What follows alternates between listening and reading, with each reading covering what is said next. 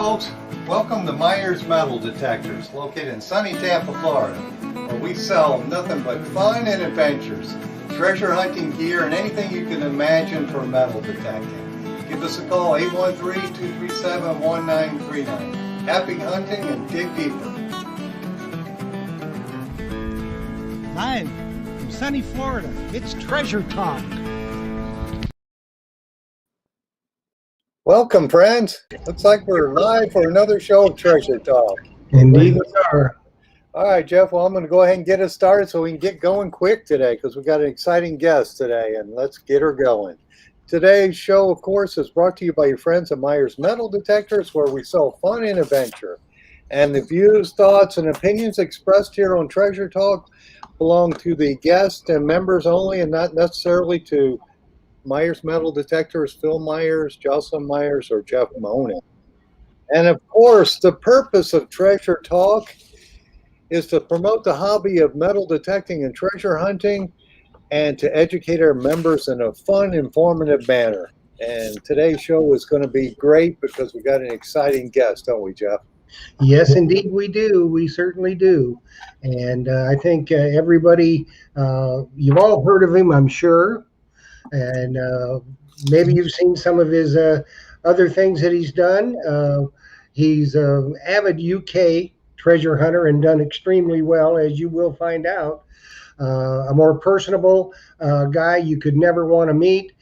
Just a great fella, a really great guy for the hobby of metal detecting, a good ambassador worldwide, very well thought of across the pond in the UK and in the good old continental United States. He is the scourge of Chicago. Everybody knows it's Chicago Ron Guzmano. So let's bring on Ron. Hey, Ron, how are you? Hi, gents. Let's Good evening. There we go. Welcome Nice. to Treasure Talk. Thank you. And you're located now, right now you're in Chicago then, correct? I'm in Chicago, yeah. Okay, now are you retired? No, I could probably got another up to 3 years. Mandatory retirement at 63. So 2024, I have to go. I may go earlier. It all depends. Okay, because that was actually one of the questions on the list is when are you going to move to Florida? That's the plan. We'll be down there trying to pillage some of your beaches. East Coast or West Coast? I think we're going to play somewhere in the middle, so I can play either way. Okay. I guess you could go over to the middle of the state like Orlando or Lakeland, or where's Rick Tumbleton's family from? Sebring. He said it's straight in between the Treasure Coast and St. Pete. Yeah. Tampa. I think we're leaning towards the Tampa St. Pete area, maybe a little farther inland, but we got some friends that live down there, so it'd be fun to get together. Oh, And yeah. the Gulf is much nicer to hunt in. Yeah. Yes, it is. Because I'm in Daytona right now, and the water's a little chilly, and generally, the waves keep us out of the water, Right. except maybe, waist deep at the most. You get tired of being pounded to death by the waves. Whereas in the Gulf, when we hunt the Gulf, it's nice and warm and calm, and you're out there neck deep. All the way up to your neck, absolutely. And just, folks, so you know, you can send questions because, of course, Jocelyn's here on Facebook and Jeff is pulling the questions on YouTube, too. So if you got some questions for Ron, just go ahead and send them over to Jocelyn on Facebook or Jeff on YouTube. So you're looking to the Tampa area. That's where we're at. That's where I'm at. Jeff's up in Madison, but I'm right there. So you know where I'll have to go for all my detecting equipment. Absolutely. The store's right there in Tampa. We've got everything. Absolutely. We've got more than probably anybody in the country. So it's a good place to shop. Absolutely. All right. Well, let me get going on my list of questions here. And I know this one is from Jeff's good friend and my good friend, Tim Naylor. He's asking, what's the weather like in Colchester, England in September? The weather varies a lot. September's usually, the fall hunts are usually more Mild. Yeah, more mild, 60s, 70s. You can get up into the 80s. A little bit of rain almost every day, but it's just enough to annoy you, not enough to it's not drenching rain, just London fog, as they call it, where it just mists all day. Mhm. All day. Yeah. So no lightning storms like we just had here about 30 minutes ago. It was No, bad. the weather's usually not too bad in the fall. Springs now, I've had spring hunts in March and April where there's snow on the field. So Oh, geez. I don't think I'd like that. no, and it's not fun when you can't feel your fingers and the ground starts to freeze. So you got that 2-inch crust that you got to break through to get down to the coin. Yeah, makes it tough. Yeah. All righty. Well, let me keep going here. What is your favorite detector for water hunting? And that's from Tim also. So now I've used a number of machines over the years. When I started water hunting, I used a White's Beachmaster, which was the old freshwater Surfmaster, the freshwater machine. A lot of chains, a lot of rings and stuff with that early on. And then I got an Excalibur, used that for a number of years. I bought a Deus for England hunting, but then ended up going to the 800. Now the 800 is my go-to. The Equinox 800 is my go-to machine, and I use that for just about everything. Yeah, it is an awesome detector, and once you learn it, you can feel that, hey, that's a coin. You get that. Yeah. I know that's a coin, and especially for relic hunting. For beach hunting, it's not as hard, but for coin and relic hunting, that's an excellent detector to get to know real well. I've got a question here Jocelyn handed me on Facebook, and it says to Ron and Jeff, I'm 5'7". What length of scoop handle should I use, and what scoop do you use? So what scoop do you use? I have an old scoop that I've had for a long time with it's just the basket with the open sides, so it's easy to get in and reach things. I did buy I believe it's a Stealth scoop Yes. with the breakdown fiberglass handle, or there you go. And it's got the, Yeah. I just so happen to Carbon have fiber. the travel handle on it. Is that Yeah. the one you have? Yeah, they're expensive, but man, is it great for traveling. I just used it in Aruba 2 months ago, and I love it for traveling. Absolutely. Yeah. So the Tom's question, the handle is, I believe it's like 46 inches, and that'll do you just fine. You're shorter than I am, and Everybody's shorter than you are. Hey, I'm gonna say a that. half an inch shorter than our question. Yeah. So, But anyway, the handle, you use that handle, Jeff, that size, and that gets the job done. Yeah. And I used to be 5'9", but I'm old, so I'm kind of hunched. I'm So I'm shrinking. probably about 5'7.5". Yeah, so that handle is the perfect size for you, Tom. And the other thing that we started using, Jeff, now you used the new pull handle, didn't you, on yours? Yeah, that new Anderson pull handle. I'm going to tell you what, that is the best. It is. It That really is absolutely the best. My two buddies are down here hunting with me. I got them each one, and they both absolutely love them. So Phil's got them in stock, and I tell you, it's a great product from Anderson detector shafts. Yes. And it goes on that shaft perfectly, Ron. So it's for the 1 3/8, that's the only one they have available right now. Whereas we used to use the Modus or the Raptor handle. It's a pull handle to help lift that sand out, and the Modus is plastic, and it can crack if you're hard on it. And the Raptor didn't crack, but the screws would rust. So this is like the perfect handle. I never got used to those side handles. Now, my friend John, I gave him a carbon fiber handle, and it was the Stealth handle, which is a lot smaller than the Anderson carbon fiber handle. And Tim has got an Anderson carbon fiber handle they made especially for a stobber scoop. So it's a little smaller too. And all they did was take a little bit of the rubber grip, about half of it, put it underneath one side, boom, fits like a glove. Okay, so they did a bush fit. Yeah. That's a bush fit. I learned that from the Australian metal detecting shows. All righty, well, let's keep going on our questions. If you have more, Josh, just hand them to me, okay? Okay, this is a good one. This one's asked a lot. How did you get started in metal detecting, Ron? 1983, I was stationed on a El Toro Air Force Base in California, and I lost my high school ring. So I went to, I don't even remember what they're called now, Radio Shack. It's been so long since I've seen one. I went to Radio Shack and bought like a $50 Microna 2001 metal detector to try and find mine. And I never found my ring, but my first silver coin on like day 2 of detecting was a 1945 Walking Liberty $50. And I was hooked. That was it. That's all it takes. Yeah. I think I got 100 silver coins my first year on the military base. I got a gold Marine Corps ring, a couple of silver rings, but it was fun. I was the only one there for about a year. And then a sergeant moved on base who had a detector, and he's the one that introduced me to Whites. And then I got a Whites 6000 DI Pro. Right, I remember that. And then it was off to the races. Yeah, I used Whites for years. I was one of their top salespeople because I just loved their product. Yeah.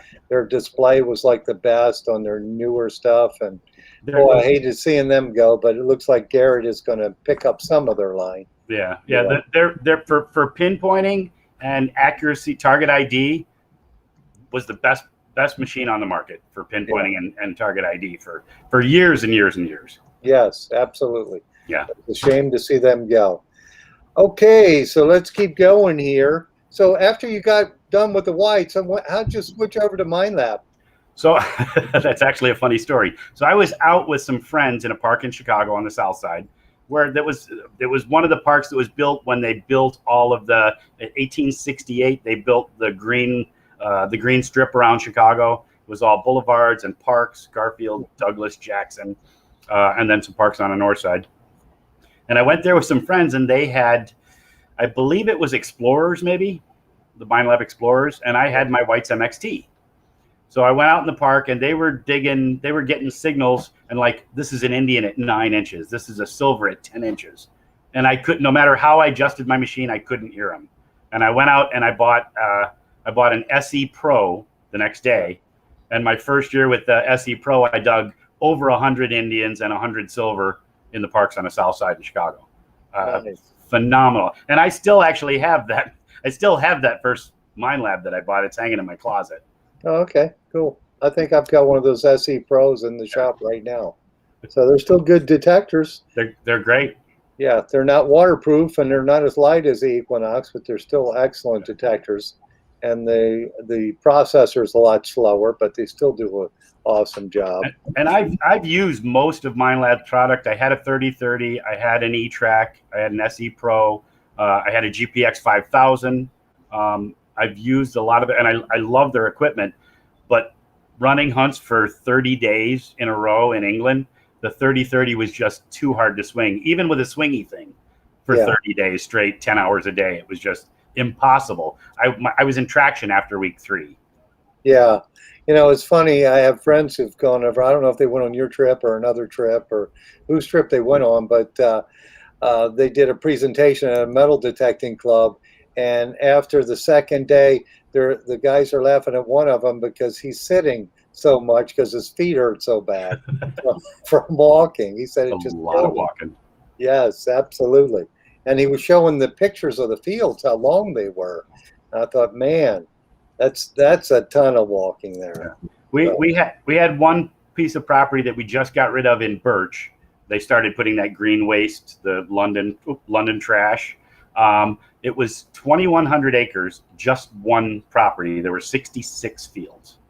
Jeez. So he just split it up into like 8 different sections, and you could do a section every half a day, but you could walk all day long around there and not even touch all the fields.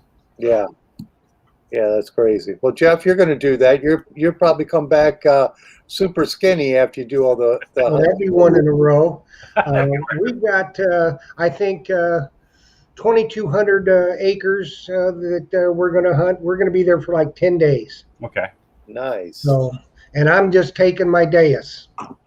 You'll do fine over there with it. You know, as long as you know your machine, the Deus has done well. All the MineLab products have done well.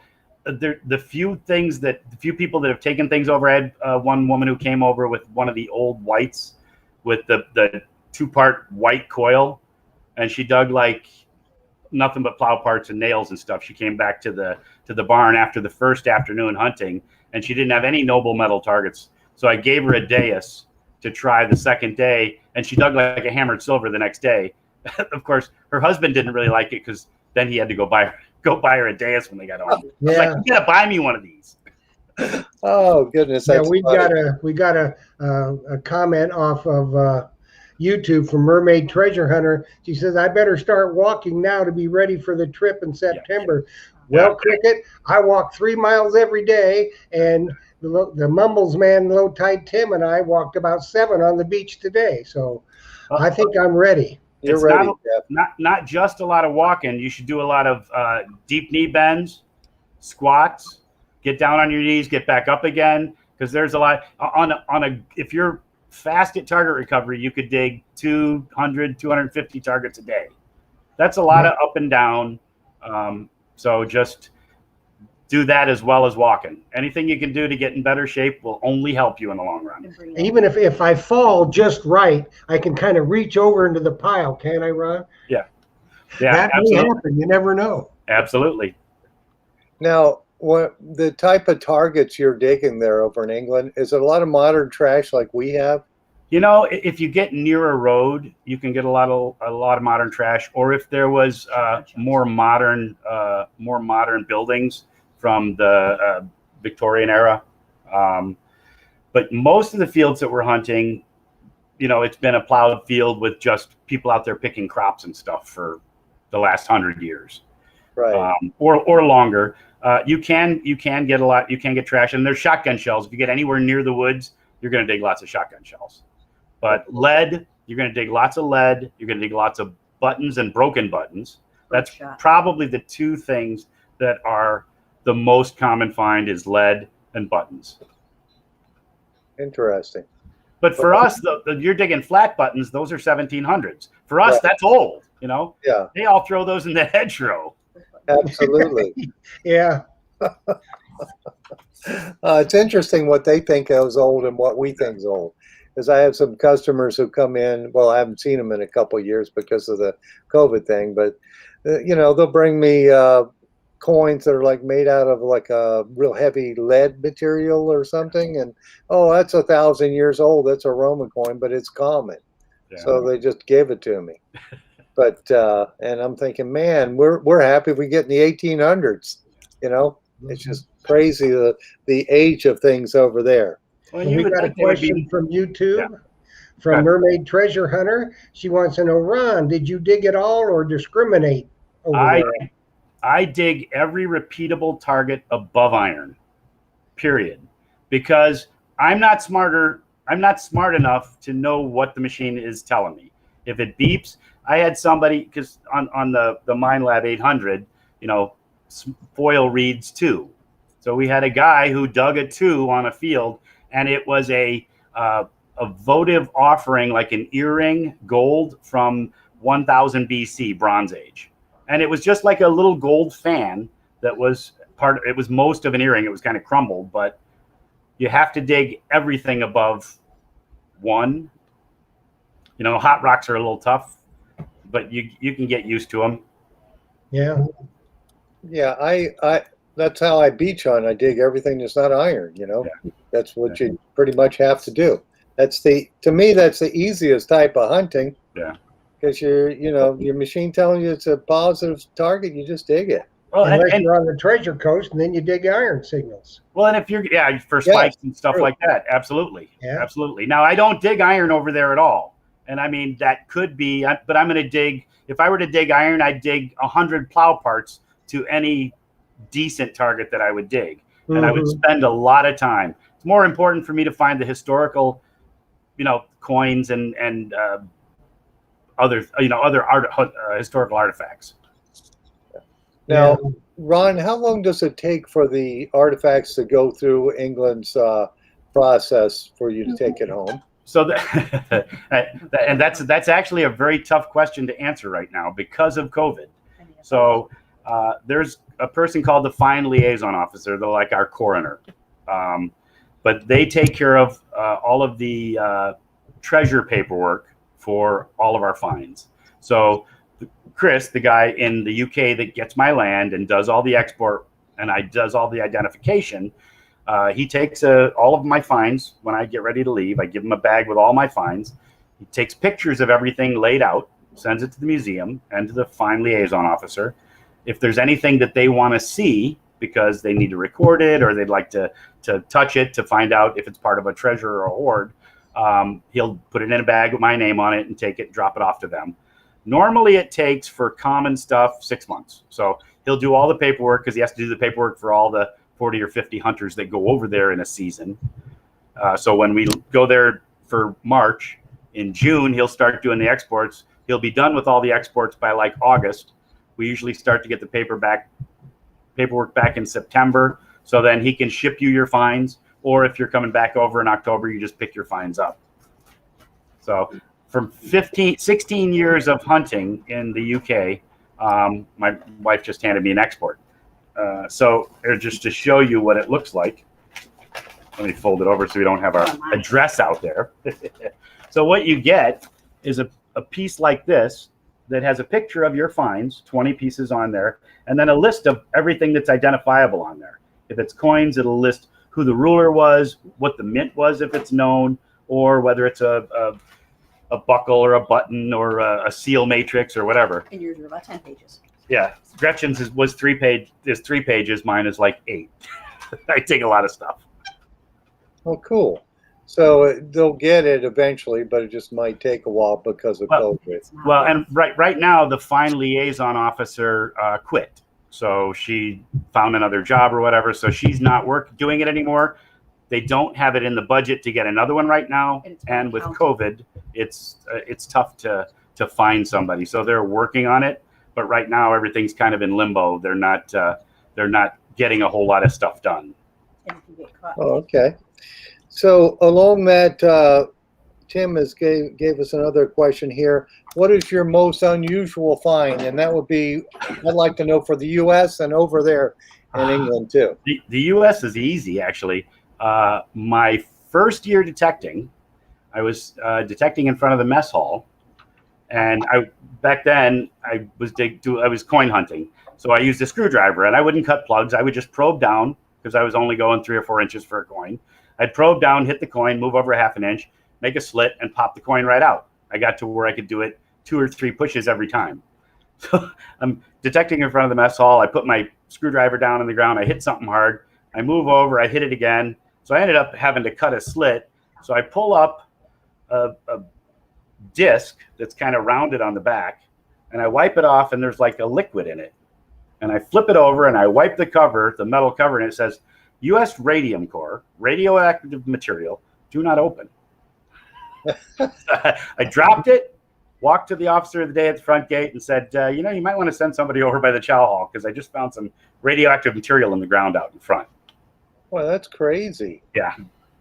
no, you didn't. I went back the next day and asked, hey, did you ever figure what happened? What was the deal with that container of stuff in the mess hall? And he was like, what container of stuff? Okay. You're in the service. That's pretty much standard operating procedure. I understand. Yes, sir. It's a good thing you didn't puncture it with the screwdriver too. I'm glad the glass side was up because if the metal canister side was up, it could have went right through it. Now, I don't know how radioactive it was, but probably the base was built in the 40s, so. It was radioactive enough. Yeah, probably been out there for a while. And then UK, what were you pointing at, G? The thing on top of your gold coins, your phallus. I didn't find that. That somebody else found that. Oh. Actually, I got that in here. So this is my rarest find. So this is a Saxon. Let me see if I can get it to it where it'll show without too much. There you go. So it is a Saxon penny from King Opharex. The back has a infinity with the name of the moneyer, coil hard, and the front has a cross and I can't do this straight. There you go. Cross and pellets, and it says Opharex around the outside. So the moneyer, there's actually 13 examples of the moneyer, the back of this coin. This is the first example of Opharex with cross and pellets. So it's the only known coin of its type. And they gave me an export for it. Now, I talked to the Fitzwilliam Museum, and they deal with Saxon Artifacts, and I'm going to donate this to the museum whenever I get back over there. But I've already talked to the head of the museum. It's probably worth about $2,000, but a piece like that belongs in a museum. And Yeah. the 2,000 isn't going to make or break me. So Right. Yeah. So everybody can see it. It's in Yeah. the museum. yeah, Hopefully. something like that. If there's only one of them, it should be in a museum. Absolutely. All righty. And since you were talking about the gold coins, how many gold coins have you dug over there? I've Tell me. dug 22. I'll grab the display. Ah. See if I can do this without too much of a. Oh, you're getting all kinds of reflections. There you go. Glare. Well, that's good. There you go. So I got 4 milled gold across the bottom. The middle one is a hammered gold, and all the rest are Celtic gold, either full staters across the top, and all the ones in the middle are quarter staters. Oh, okay, cool. There's one in the Colchester Museum. There's one in a bezel. Pardon my back. There's one in a bezel that I wear. And then I put one up for an auction for a raffle when my niece got cancer a couple of years ago. So I gave away one. Yeah. Well, you have so many, you can afford to do that, right? I mean, how many gold coins do you need? Yeah. Really? And Oh, you many, many, many, many. I knew that was coming, Jeff. and you can go back and get some more Yeah, hopefully. anytime. His Saxon penny donation. Pardon me? What is his Saxon penny donation? The Saxon penny you just showed us, you're Yeah. donating that one to the museum. I guess somebody's asking the date of that. 760 to 790 AD. Yeah. So 1300 years old. Yeah, that's crazy. And you would think that these things, one of a kind, you would think it would be worth a lot more, but they're saying that the Celtics made like 1 million gold coins. Okay. You know, they would use them as barter, and they were all they were pagans. So a farmer would take and throw one of those quarter staters out in the field as an offering to the gods for good harvest. And if he Right. lived in a field, if he lived for 20 years on a farm, there could theoretically be 20 coins out there, gold or silver, depending on how well he was doing that year. How Yeah. much does it cost to go to England? Yeah, and people are asking Ronnie's got it. for one of your hunts, Ron, what does it cost to do one of them? Right now, I'm running a 10-day. Well, the big problem about my about my hunts is I've got a lot of regulars that go both spring and fall. So I'm there for a month in the spring and a month in the fall, and I'm pretty much sold out in advance for perpetuity. People can't go for a reason, and spots open up. Actually, if I retire next year, I'm talking about adding another 10-day hunt, so that might open up a few more spots. But it's a 10-day hunt is $2,700. And a 7-day hunt, which I'm still running some 7-day hunts, is $2,000. And that includes everything except for airfare, 4 meals out, because we go to local pubs and local restaurants. We got some really good food we eat there. And then I make meals a couple times at home, at the barn. But it includes breakfast, lunch, 3 evening meals. You just pay for your airfare and meals out. And if you want to drink while we're out, that's all extra too. So. Yeah, it is pretty inexpensive. I try and cover everything, and I've got walkie-talkies for everybody. I've done this long enough that we've honed it to a fine craft. Yeah. And then what is the average airfare cost to do that? Yeah, from Chicago, and it depends on where you're going from. Chicago, it usually costs me somewhere between $850 and $1,100 for nonstop flights from Chicago on British Air. Okay. I've had people that have gone from Canada and they had to fly 2 legs and paid $1,200-$1,400. So it just depends on where you're going. And I've had people from all over the world coming on these hunts. So That's interesting. So if you want to do a hunt with Chicago Ron, you could do that theoretically. All Yeah, righty. I'm currently full for all the for up through fall of 2022. Okay. Yeah, but I have waiting lists. So if somebody's interested, you can send me an email, send me a Facebook Messenger. If anybody wants to see more about it or more pictures, chicagoron.com. I've got an England hunt page. I've got finds pages for every year that lists a lot of the finds. There's linked to some of the videos. So there's a lot of information on my website. Oh, that's cool. All righty. Well, Jocelyn handed me a question from Deborah Johnson, and she's asking, do you still use the Mind Lab Sovereign? No, you know what? I've never used a Sovereign. Oh, That's okay. the only Minelab machine I didn't know. I haven't owned the Vanquish either, but I never owned the Sovereign. Yeah, just the top end machines. Oh, okay. But Sovereign was a top end machine at one time when it first came out, right? Mhm. That was Yeah, that was before me. yeah, it's like an Excalibur, but it's a land version of it. Right. Because I get coils from time to time, like I've got one on eBay that's for the Sovereign or an Excalibur. You just have to hardwire on the Excalibur. I got a couple of friends that still use those die hard. They Yeah, won't give them up. Yeah, because you get used to a detector and you can't let it go. Once you Yeah. feel the target, once you know your machine, you start feeling the target. Play what you know. Absolutely. This question here is from Tom Becker, and he says, if you use the Equinox in freshwater, what settings do you use? Do you use yours in freshwater in the lakes up there? I do. Okay. You know, I like Park 1.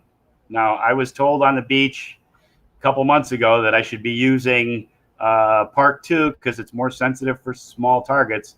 But I don't want to dig anything smaller than I'm digging now. Because I dig stuff that falls through the scoop all the time. I actually, most of the time when I'm in the water, I use Park 1. Sensitivity as high as it possibly can run. We got a lot of radio waves downtown, so some beaches I got to run it at 22, 21, but normally I'm running 23, 24, 25 if I can. And I'm digging anything that repeats above 1. Yeah.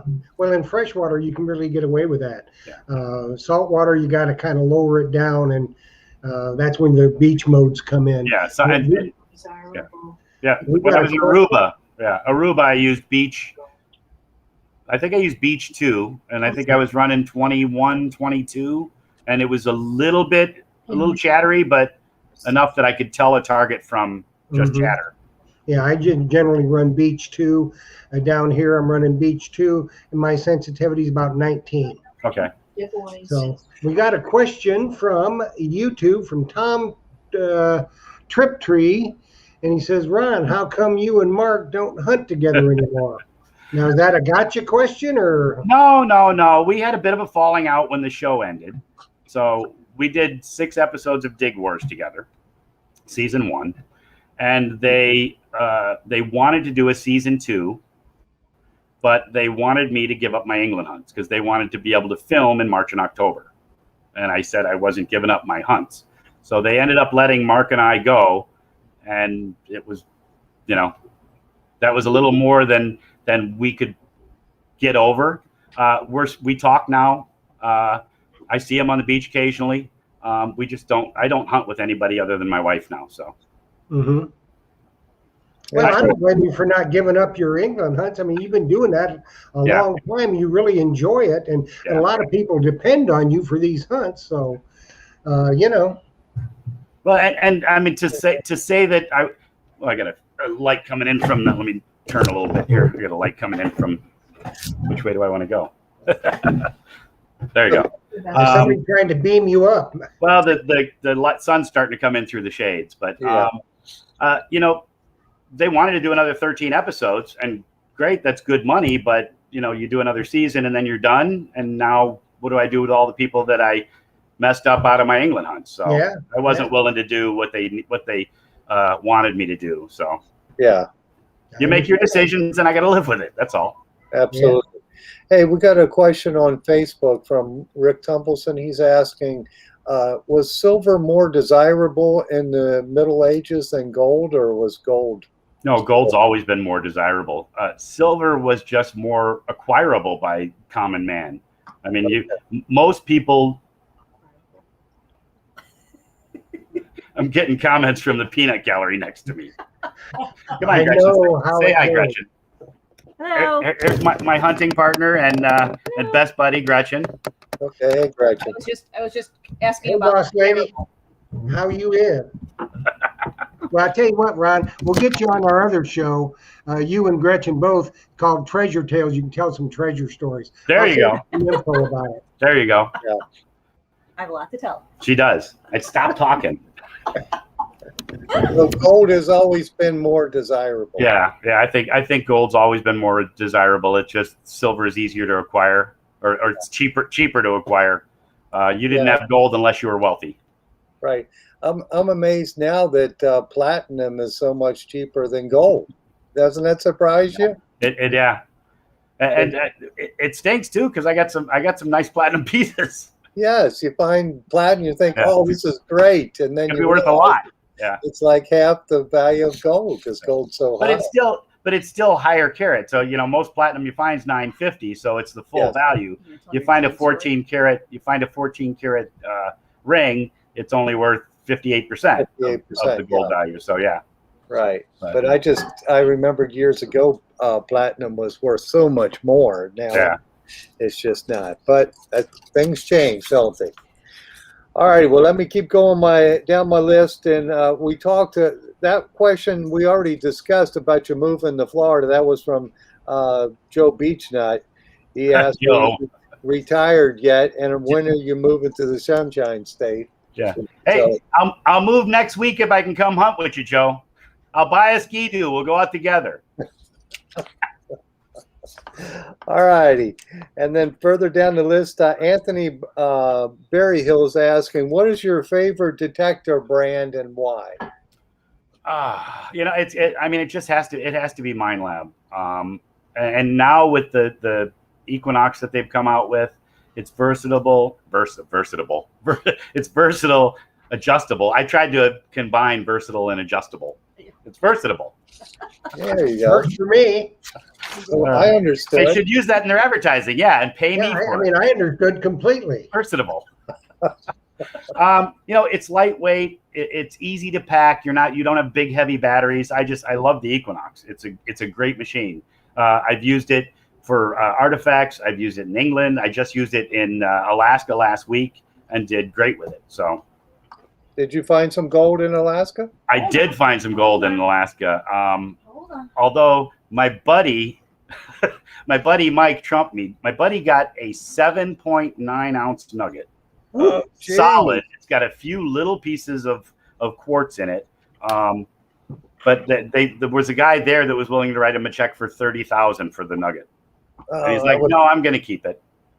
I would have had a hard time keeping it. Yeah. I would have said, Yeah, Gretchen would have made me sell it. No, you don't need that. Yes, I would.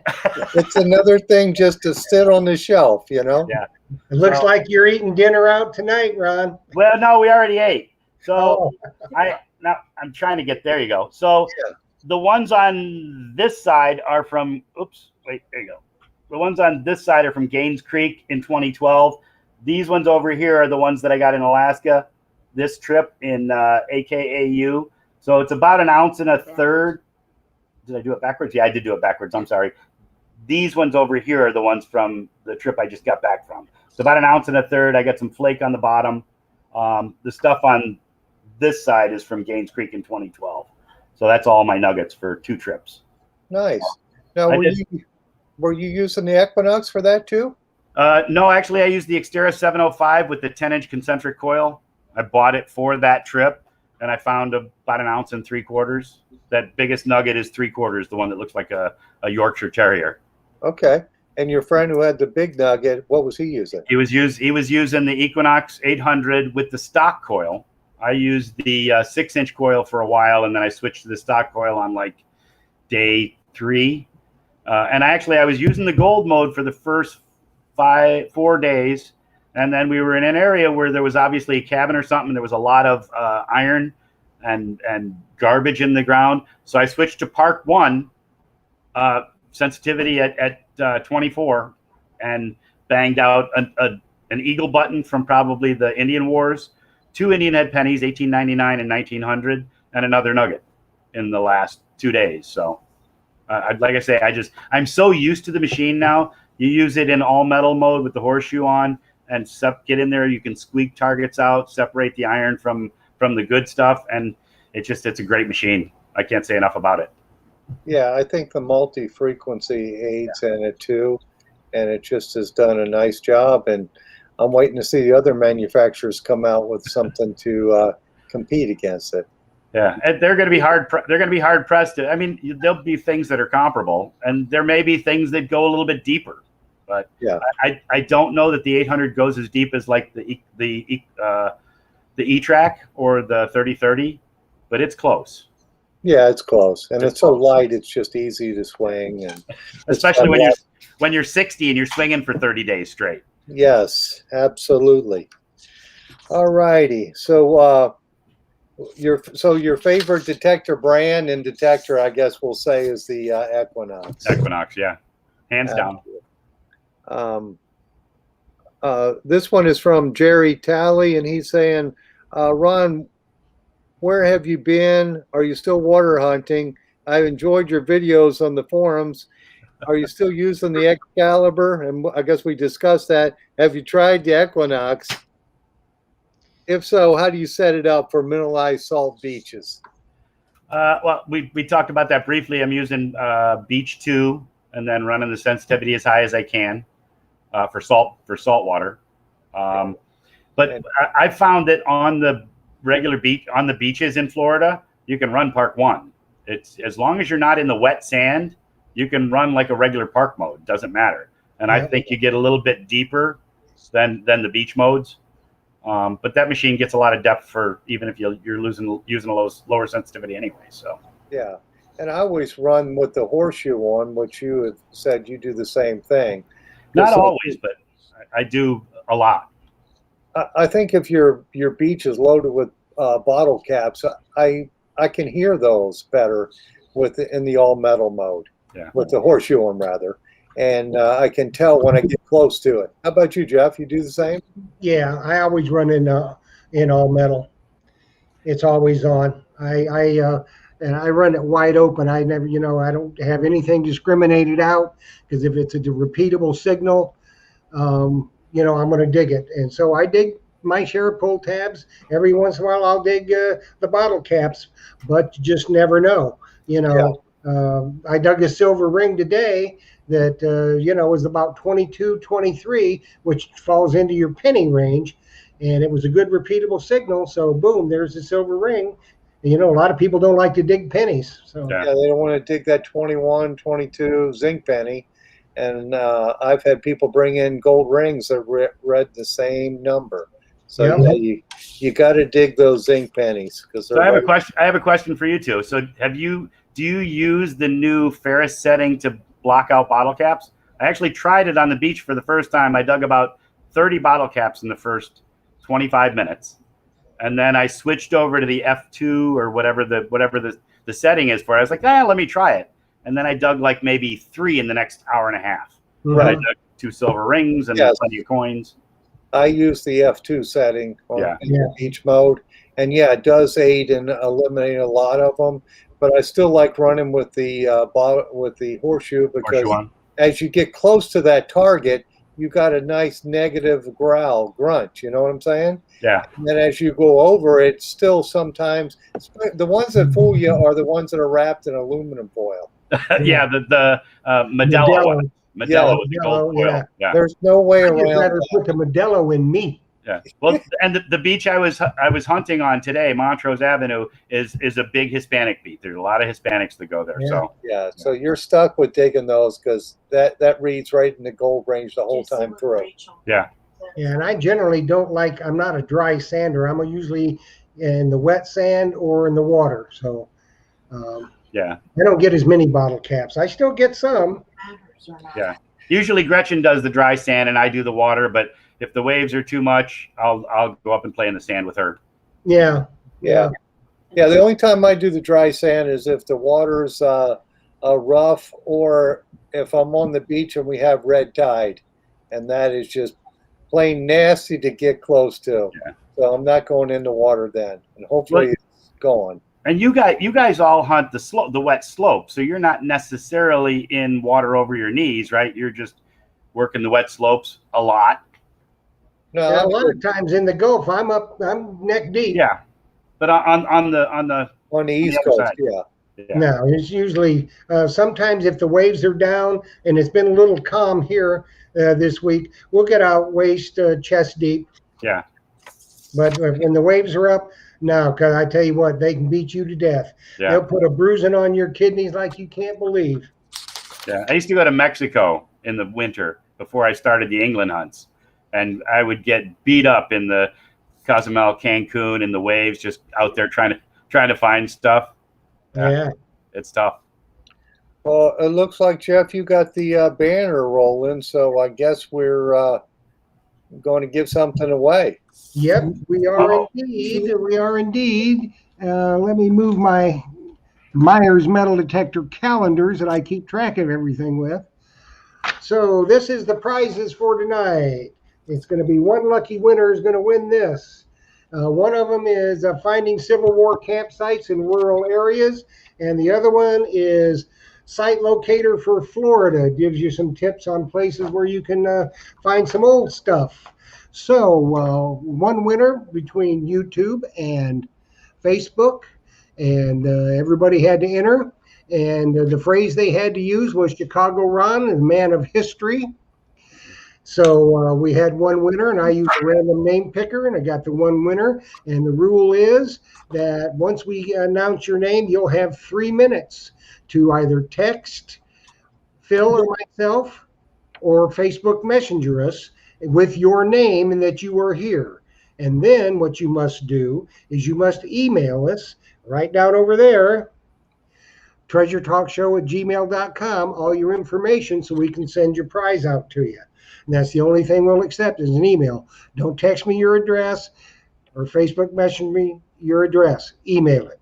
So if everybody's ready, get your fingers ready to text or messenger. You'll have 3 minutes. So at 7:50, your time's up. We go on to another person. So if Lisa LeBlanc Doherty is watching tonight, you won the books. You got 3 minutes to get up with us. Call Lisa. Lisa. Okay. And I guess I got some more questions here. Now, this one's kind of funny from Philip Faircloth. He said, has Ron run into Leroy Brown on the south side? Actually, I just told this story the other day. I was in a pool league, probably 30 years ago, maybe, and played pool against the guy who Jim Croce wrote the song about, Leroy Brown. Bad Leroy. So yes, I have. I played pool with him, and he kicked my keister. That's cool. He was a bad mama jamma. Yeah, he was. Does he have a Of course, on the south side of Chicago, because I'm from Illinois originally, and I lived in Chicago. I lived out in the western subs. You can get in a lot of trouble on the south side of Chicago, and the east side, and the north side, and the west side. Yeah, it's a lot worse now than it used to be. Yeah, a lot worse. Yeah. I'm glad I'm in Florida, to tell you the truth. Yeah, me too.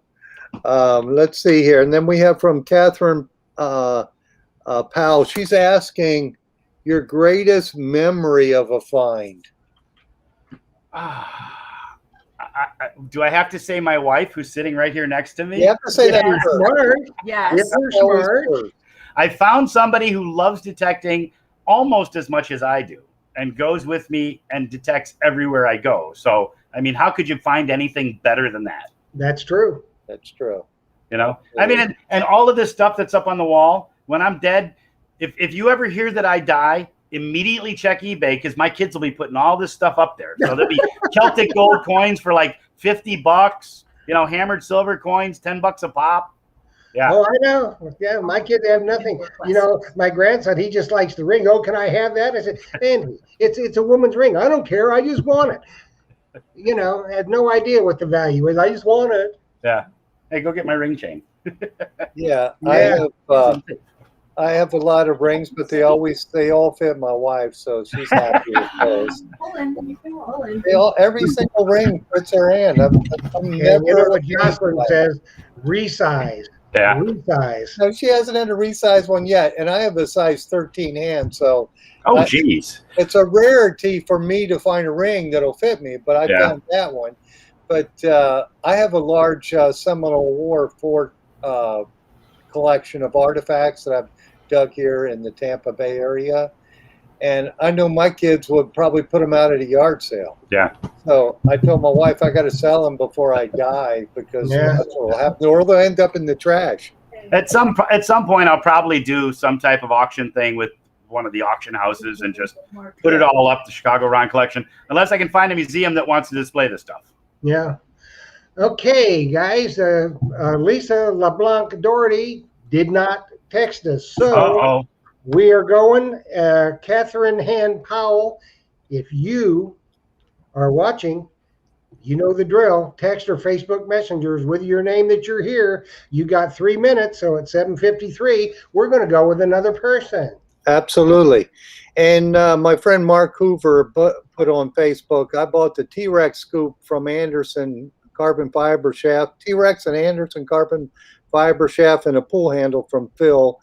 It's heavier, but it works well. Yes, that's an awesome scoop, and I still sell a whole lot of those. And Dan Backus says the same, and he really likes it. And Dan says his wife loves detecting as well. Nice. Congrats, Dan. That's the best find you're going to get. Absolutely. So now you talked about finding your wife. So what the other question we The had? artifacty thing, the best artifacty story. Best memory. The best. So I have a memory that stands out. I was hunting in Mexico about 2003 maybe, and I was out there with a couple of friends from the local club, and I was out detecting in the water. It was in a bay, so it was fairly calm. I was like chest deep, and some guy swims up to me and says, "Hey, did you find any man's wedding rings? I lost a ring. It's custom made. Blah blah blah." Or the woman swam up first. My husband lost his ring here yesterday. Well, I'll look around. Now I had already found like 2 wedding bands, so I continued. She said it was out in this area. It was yellow gold. Blah blah blah. So I'll take a look.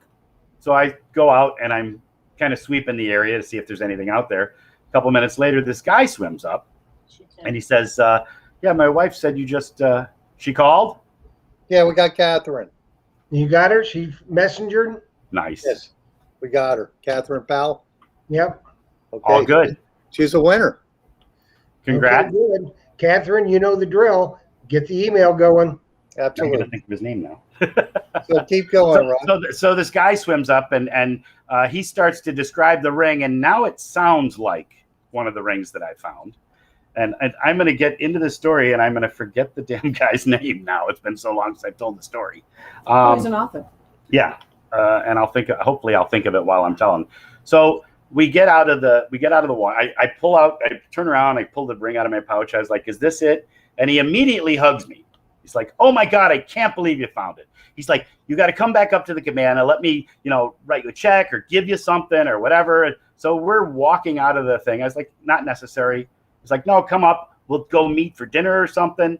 So I walk up, and while we're walking, he said, "I'm a writer." I was like, "Oh, would you have written anything I know?" He said, "Well, my name's Clifford Irving."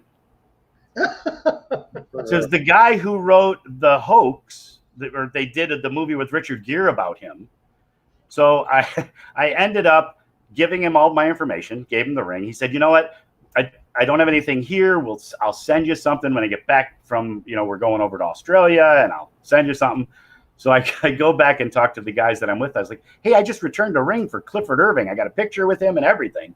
And he's like, "You know what that guy did?" I was like, "No, what?" "Oh, yeah, he's a crook. We're going to put him in jail. You're never going to see anything." Like a year later, I get a piece of mail from Australia with $100 check from Clifford Irving. That's pretty cool. So yeah, that was my famous person return story. Oh, that's That's awesome. one that always stuck in my mind. Yeah, that's cool. Hey, the winner is asking the email, and Catherine, you just have to look. Looks like below my picture there, it says, if I can read it right, treasuretalkshow@gmail.com. That's the email.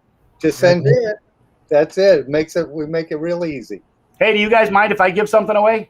Go No, You ahead. can use your same thing. So I'm going to give away an Edward I hammered silver penny. So from the early 1200s, 1207 through 1230 something. Where is it? Okay. It's in a pile of coins that I have. So I will Okay. pick out a decent coin and send it to the winner. So Okay. of the people that you have in your list, you can pick one. We'll use you do it however you want to do. Your Okay. They can send you the information. You can forward it to me, and I will get it in the mail to them tomorrow. Okay. Awesome. The next name on the list is Diggin' Canuck. Digging Diggin' Canuck. Canuck. Liz. You should have thought about that. So- when I had it to show. I hope she's watching. Yeah, absolutely. So she knows the drill. She's got 3 minutes to give us a ring. Yeah. I sold them. Yeah, 800-year-old silver coin, hammered silver coin. 800-year-old silver coin. Wow. Hammered silver coin, yeah. Yes. Yeah. Next name on the list. So digging Canuck, you know the drill. If we find a 100-year-old silver coin, we're all excited. I know. This even Hey, has- we were talking about silver rings, so I've decided to do. I have a chain that I put all my silver rings on, and it's up to about 370 silver rings. So anytime I do like a display or a talk where I go, I bring That this. is That's, really that's cool. the big one. It's The, a the Jacob kids Marley. like to take a picture with the ring, the ring chain Yes. on. Yes. Is he looking for? Yeah. So that's awesome. He's here. I could probably do that too, but with those titanium and tungsten and Oh yeah, bunkers. we got a whole drawer full of those. Oh, I That's can't all they say wear now. It is. I know. I You know, know. 20 years ago, you didn't find all that stuff. You would come out of the water with 5 or 6 gold rings. Yeah. Now you get tungsten and titanium and stainless. But you get real diamonds in those. I got Gretchen got one of those last year with a real diamond in it. I got one a couple years ago with a half a carat of diamonds in it. Yeah, it's kind of crazy. You look Yeah. at those in a department store, and they're hundreds of dollars. Yeah, they're still $300 or $400. Yes. Even just the plain tungsten and titanium. Yes, absolutely. So Jeff, we have a winner then, right? We do. Awesome. Nice. We do. That was Liz, the Digging Canuck, has And won the silver hammered coin. She has Yep. some good videos too. And she'll send me her address on the email and all of her address. And she's in Canada. That's fine. And I will get it forwarded on to you tomorrow. Yeah, I will. You'll Or forward tonight. it tomorrow. I'm at the firehouse tomorrow, so it'll go out Wednesday. So she'll have it by Monday of next week, probably. Maybe. Just an international stamp. Do you have to do international stamp to go to Canada? It's I don't know. It takes forever to get anything to Canada. Yeah, it can't be much. No. But she'll wait. She's going to be Oh, happy yeah. as a clam. Awesome. So since you're still working, how many days or times a week do you get to go So- on average? My shifts are 24 on, 48 off. So I work every third day. Okay. Yeah. So how often you hunt a week? How often do I hunt? I usually go out. I don't hunt nearly as hard as I used to. There's a lot of people hunting the beaches in Chicago now, competition, and the water's been cooler. There's less people wearing gold. You go down and you get $2 and change. It makes it a little harder to go out, harder to motivate yourself to go out. Right. Um, Absolutely. but I go out 3 or 4 days a week at least, but for 2 or 3 hours. Okay. So I'm And- still doing some. Okay. And you're swinging the Equinox on it, and Yeah. and now, so do you go out in the water, or you just I do. wet sand? I do both. Yeah. In fact, that- I just got the Nemo. I haven't used it here because it's technically illegal to dive on the beaches in Chicago. So I don't. Well, they're worried about people diving and planting bombs on Navy Pier and stuff like that. Oh, So yeah. they just banned it. So I don't know that I would want to take a chance on going out there and getting tickets or fines or whatever it would be. And they'll So- confiscate it. So, Yeah. But I used it in Aruba, and I got a platinum ring and a lot of junk jewelry out of a splash pool right on the ocean that's Yeah. protected. So like 12 Yeah. feet of water. It's great. I loved it. The Nemo Yeah. people have been on a couple of times. I know Phil stocks them in the shop. Yeah, we saw. And now that. they've got the Nomad, which goes about 30 35 feet. Yeah. Yeah. I got a couple friends that are looking at that. So Yeah. I That's got to find a few good things of mine to justify buying the next one. Yeah. one. Yeah. I Yeah, think you don't need to justify it. You got a wife that says, I love detecting. Not that much. Not that much. you got to find more gold rings, and then Well, it'll be, I told her I'll use the 30-foot. You use the 10-foot. We can both be down there. yeah, absolutely. No, I don't think she's buying that.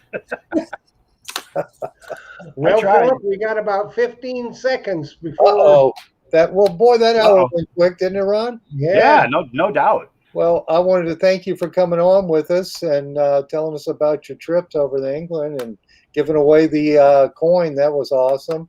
That was very awesome. Yeah. Yes, Hey, it if was. I could do a quick plug, my wife Gretchen makes artifacts, makes jewelry out of the stuff that we find over there. This is a pendant she made for me with a Celtic ring money and a Roman bead.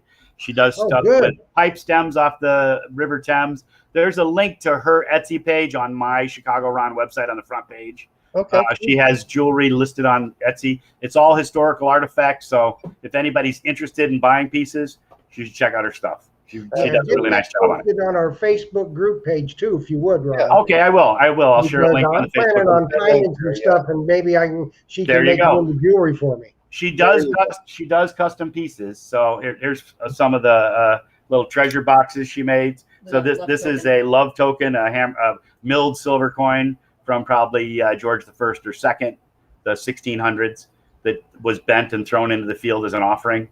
So what else you got? A favor from our wedding. A favor from our wedding with little flat 4-hole buttons that she put stuff in and Oh, that's cool. decorated. Cool use of the artifact. Yeah. Absolutely. And then a rosary off of a saddle that she put a button through and did a wire wrap ring so you can actually wear it.